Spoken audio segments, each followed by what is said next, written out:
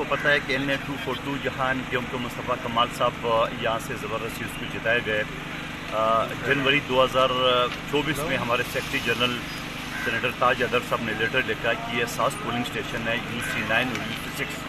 جہاں 33 ہماری جالے شہید کیے گئے اور اسی ایریے میں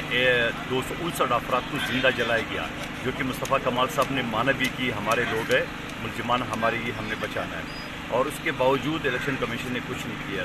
اور اس کے الیکشن والے آخری دن جہاں پہ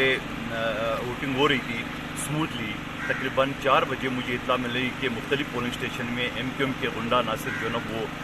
قبضہ کر لیے اور وہاں زبردستی ووٹ ڈال رہا ہے. وہاں جب ہم پہنچے تھے تو وہاں پہ یہ بار MKM کے جو لوگ ہیں ان کے سے یہ پورے بیلٹ پیپر ہم نے چھینے ہمارے لڑکوں نے, اور